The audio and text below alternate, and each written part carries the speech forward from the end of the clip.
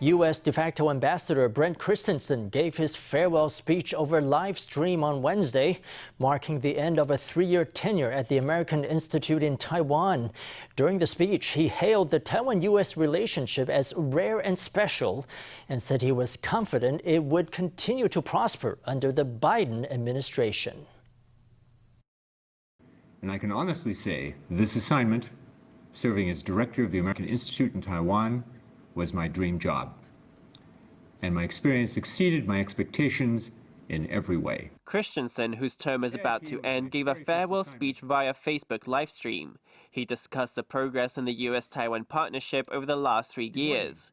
He said that besides making advancements on his 4 priorities, which include security cooperation and economic ties, he also facilitated the highest-level U.S. official visits in 40 years, those of then Health Secretary Alex Azar and then Under-Secretary of State Keith Krach. The United States has, in turn, recognized Taiwan's growing capacity and invested more and more in this partnership. And I am confident that under the Biden administration, this pattern will continue.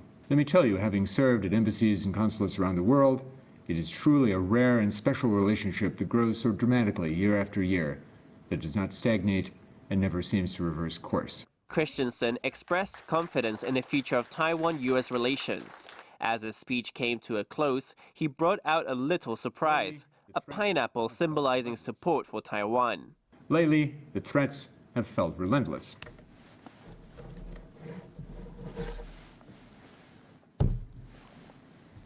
But I think we can all remember a recent example of Taiwan demonstrating its resolve and unity in the face of bullying. Bullying that quickly backfired. He indicated that a united Taiwan could overcome Beijing's bullying.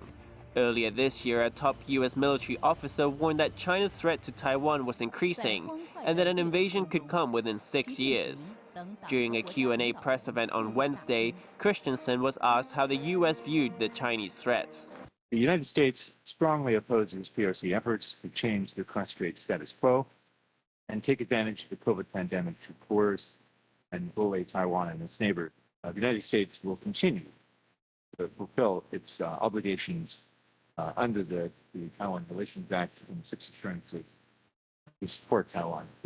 Amid Taiwan's surge in COVID cases, reporters asked Christensen about the possibility of the U.S. providing vaccines.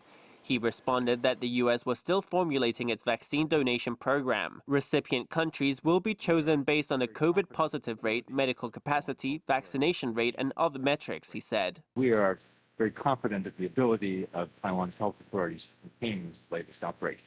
I'd also point out that many of Taiwan's neighbors in the region are also experiencing outbreaks, and Taiwan's infection numbers are still among the lowest. Continuing our discussions with Taiwan on this issue, we know that Taiwan's own vaccines will become available in coming months, and I can assure everyone that we are engaging with Taiwan.